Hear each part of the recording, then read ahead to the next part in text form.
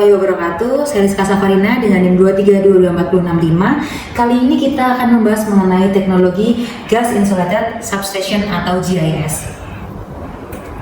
Nah, jadi topik yang akan kita bahas adalah sejarah, fungsi, dan keuntungan GIS, kemudian ada struktur dan material dalam GIS, dan juga kegagalan GIS dan diagnosisnya.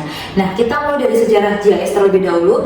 Dari tahun 1960 sudah dimulai untuk penelitian dari GIS, kemudian tahun 1960-an sudah mulai berkembang digunakan GIS-nya, kemudian GIS terus berkembang dengan peningkatan tegangannya menjadi 500 kV, menjadi 800 kV, bahkan sampai sekarang ordernya adalah 1000 kV. Dan saat ini GIS ini sudah banyak digunakan sampai 2,5 juta by years of operation.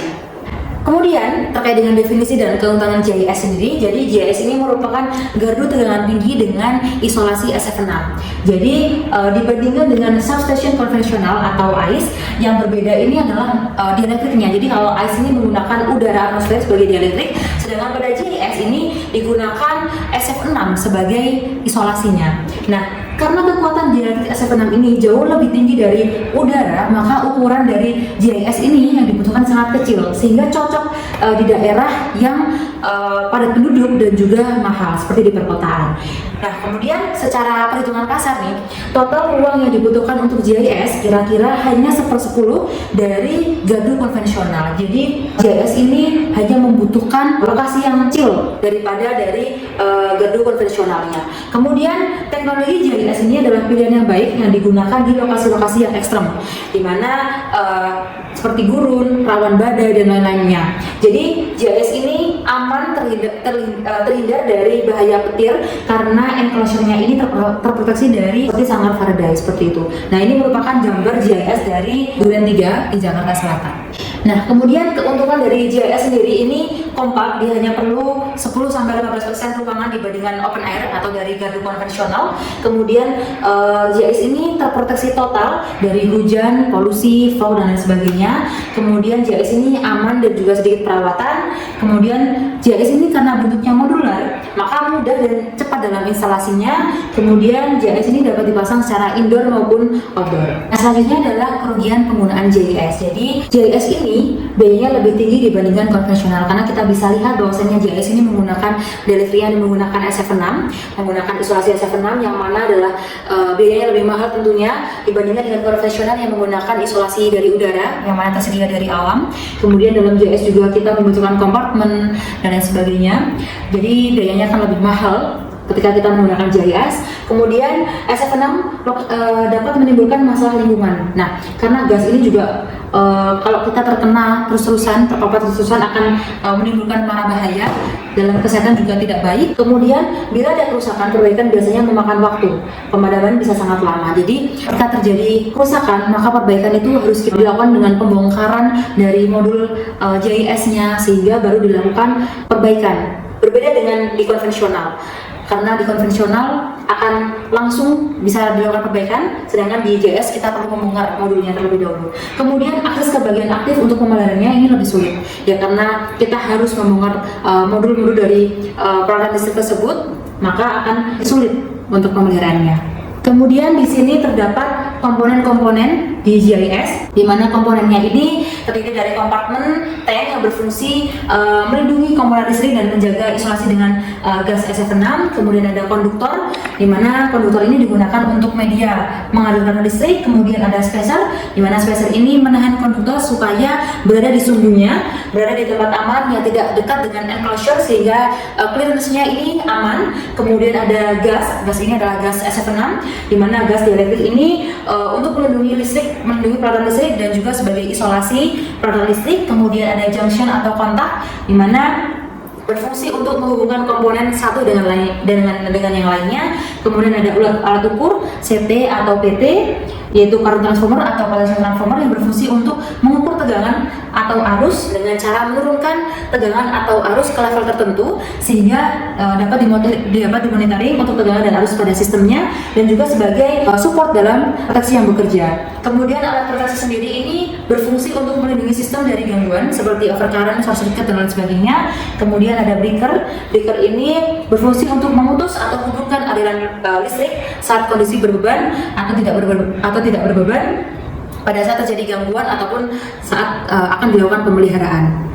Kemudian selanjutnya kita akan membahas mengenai komponen GIS. Jadi di sini ada potongan dari GIS, di mana di sini adalah enclosure yang berwarna biru ini merupakan gas SF6, yaitu dielectric-nya. Kemudian yang berwarna kuning ini adalah spacernya yang menahan konduktor agar tetap berada dalam sumbunya. Kemudian yang berwarna merah ini adalah konduktornya. Kemudian di sini terdapat kontak-kontak, di mana kontak-kontak di sini fungsi untuk mengkontak konduktor untuk open ataupun close. Kemudian di sini ada potongan juga terkait dengan GIS, di mana di sini dapat pusing, kemudian di sini ada konduktornya dan di sini ada interaktornya. Untuk selanjutnya adalah desain GIS. Jadi yang pertama ada konfigurasi enclosure satu fasa dan tiga fasa. Nah, artinya adalah dalam satu pipa ini bisa digunakan satu fasa atau juga bisa digunakan dalam satu enclosure ini bisa digunakan tiga fasa sekaligus atau tiga konduktor sekaligus. Nah, biasanya pada tegangan rendah gunakan dalam satu enclosure atau satu pipa itu menggunakan tiga fasa dan hal tersebut bisa bekerja dengan baik. Namun pada tegangan tinggi biasanya dalam satu enclosure itu hanya terdapat satu konduktor atau satu fasa konduktor tersebut untuk menghindari dari kompartemen atau pipa yang terlalu besar seperti itu. Di sini terdapat gambar dari GIS 3 fasa, di mana di sini ada 3 konduktor dalam satu fasa. Nah, dari kondisi ini maka medan listrik atau medan magnetnya ini akan dalam kondisi optimum, maka dibutuhkan suatu spacer yang ada di dalamnya untuk menahan dari konduktor-konduktor tersebut berada dalam sumbunya. Kemudian di sini terdapat diagram, di mana dalam diagram ini terdiri dari 3 fasa dalam satu pipa. Kemudian dibutuhkan grounding dalam beberapa tempat untuk meng-close atau saling menghilangkan medan magnet yang ada di sekitar enclosure-nya. Kemudian di sini juga terdapat GIS satu fasa. Dalam GIS satu fasa di sini terdapat spacer, di mana spacer ini untuk menahan konduktor satu fasa tersebut, agar tetap berada di tengah-tengah. Dan di sini kita bisa lihat untuk lebih jelasnya, di sini adalah konduktornya yang mana ditahan dengan spacer yang ada di dalam enclosure-nya. Kemudian kita memiliki sebuah GIS yang mana di sini kita bisa lihat adanya 3 buah pipa, maka kita bisa mengartikan bahwasanya ini adalah dalam satu enclosure ada satu konduktor, yaitu di sini ada konduktor R, S, dan T. Selanjutnya adalah peralatan di dalam GIS. Jadi peralatan di dalam GIS ini ada konduktor, ada circuit breaker, ada current transformer, ada voltage transformer, ada disconnected and ground switch, ada surge arrestor, ada chain to the rest of the electric power system. Jadi koneksi-koneksi yang lainnya. Kemudian di sini ada potongan dari GIS, di mana dalam potongan di sini ada DS, ada disconnecting switch, ada CT, kemudian di sini ada replace bus bar, ada bus barnya. Kemudian di sini ada PT, potential transformer-nya. Kemudian di sini SF6-nya yang berwarna biru sebagai isolasinya. Kemudian di sini ada CB atau circuit breaker-nya. Nah, kemudian di sini ada ilustrasi dari konduktor di dalam enclosure single phase, di mana di sini ada konduktornya. Kemudian di sini ada spacer, di mana spacer di sini dijoinkan dengan enclosure yang berfungsi untuk menahan dari konduktor agar tetap berada di tengah-tengah. Kemudian di sini akan digroundingkan ke tanah seperti itu.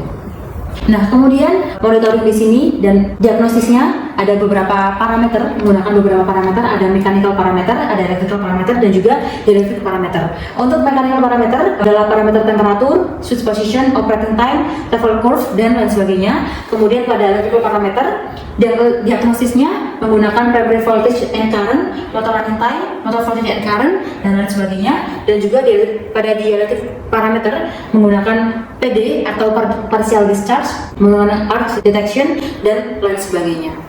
Selanjutnya adalah material enclosure, di mana material enclosure ini biasanya menggunakan aluminium atau baja non-magnetik. Memutuskan penggunaan aluminium dan baja ini didasarkan pada biaya antara kedua logam, kemudian juga dari arus dan daya yang dialirkan itu seberapa. Ketika menggunakan aluminium, maka arus yang dihantarkan ini akan lebih tinggi daripada ketika material yang digunakan baja, seperti itu. Kemudian dengan arus kontinunya melebihi kira-kira 2000 ampere, penutup baja akan melakukan sisipan baja tahan karat non magnetik. Jika tidak, bahan penutup harus diubah menjadi semua baja tahan karat atau aluminium. Kemudian perhitungan adanya pemanasan oleh medan magnet akibat arus listrik ini menjadi pertimbangan penting. Jadi ketika kita bisa memutuskan apakah kita akan menggunakan material aluminium atau baja non magnetik, itu dikarenakan dari arus yang akan dialurkan ataupun juga dari daya yang disalurkan. Jika arus yang disalurkan ini lebih rendah, maka kita bisa menggunakan baja non magnetik. Cukup menggunakan baja non magnetik karena rugi-ruginya ini bisa ditoleransi. Sedangkan menggunakan aluminium ini, ketika menggunakan aluminium ini digunakan pada arus yang lebih tinggi, pada daya yang lebih besar tentunya, tegangan yang lebih tinggi seperti itu. Nah, kenapa kita menggunakan material non-magnetik seperti aluminium atau baja non-magnetik? Karena ketika kita menggunakan material non-magnetik maka tidak ada interaksi dengan materialnya, sehingga tidak ada rugi-rugi magnetik seperti arus eddy current, histeresis, sehingga pada enclosure ini tidak akan terjadi pemanasan. Nah, selanjutnya adalah spacer, di mana spacer di sini digunakan untuk menahan konduktor agar berada di tengah-tengah atau berada di dalam enclosure, yang mana cukup jauh dengan yang ada di dinding ini. Nah, ini merupakan ilustrasi dari spacer. Ini adalah konduktor, kemudian di sini spacer, dan dia konduktornya ini tahan agar berada di tengah-tengah oleh spacer. Nah, maka biasanya spacer ini digunakan epoksi atau padatan. Nah, desain epoksi ini dibuat dengan teliti agar tidak terjadi void, di mana void ini merupakan sumber PD yang kemudian tidak ada retakan selama proses cooling. Jadi, spacer ini merupakan peran yang cukup penting dalam GIS karena kebanyakan dari kegagalan GIS adalah karena spacernya seperti itu. Kemudian terkait dengan koneksi modul GIS, jadi modul enclosure GIS ini digabungkan menggunakan flange yang di baut memiliki sistem penyegelan cincin O, di mana konduktor ini memiliki kontak plug-in geser untuk menghubungkan bagian konduktor dari dua modul. Nah, untuk gambar ilustrasinya dari koneksi modul GIS itu berada di samping di sini, di mana terdapat penyegelan cincin O yang ada di sini atau ringku seperti itu. Nah, selanjutnya adalah medan listrik di dalam GIS. Jadi di sini terdapat gambar ilustrasi, ada konduktor, kemudian ada enclosure-nya, kemudian konduktor memiliki radius RC dan enclosure memiliki radius RE seperti itu. Nah, maka berdasarkan Laplace equation untuk medan listriknya, kita bisa menghitungnya dengan 1/RC dikalikan V per ln RE per RC. Nah, kemudian di sini terdapat grafik rasio ukuran radius konduktor dengan radius dari enclosure-nya, di mana daerah 0,2 sampai dengan daerah 0,8 ini medan maksimumnya tidak terlalu jauh, ya, kita bisa lihat agak mendatar, kemudian akan naik pada saat konduktornya ini di atas 0,8. Nah, maka kita bisa menghitung medan listrik maksimumnya di daerah yang ada di situ, di atas 0,8. Selanjutnya kita akan membahas mengenai pemanasan pada enclosure GIS. Jadi akibat arus listrik yang besar ini menghasilkan medan listrik dan selanjutnya menghasilkan rugi-rugi magnetik. Oleh karena itu digunakan material non magnetik. Kita bisa menggunakan material aluminium ataupun baja non magnetik, dengan ketika arusnya itu lebih kecil atau rendah maka kita bisa menggunakan material baja non magnetik steel dengan permeabilitas μr yang rendah. Kemudian di sini ada grounding GIS. Jadi agar modul harus dihubungkan secara listrik dengan baik. Kemudian grounding setiap enclosure dengan standar grounding system. Kemudian setiap komponen tergrounding dengan baik. Kemudian sistem satu fasa harus diground bersama di kedua ujung untuk menghindari medan magnet liar di luar enclosure. Kemudian yang selanjutnya adalah sistem tiga fasa perlu ada grounding di beberapa titik dan ikuti standar yang berlaku. Jadi di sini ada ilustrasi groundingnya, di mana terdapat main grounding bus yang ada di bawahnya, yang berada di bawah. Kemudian ada konduktor pada titik tertentu yang dihubungkan dengan grounding sistemnya. Nah, sekian untuk penjelasan dari GIS. Mohon maaf apabila salah kata. Wassalamualaikum warahmatullahi wabarakatuh.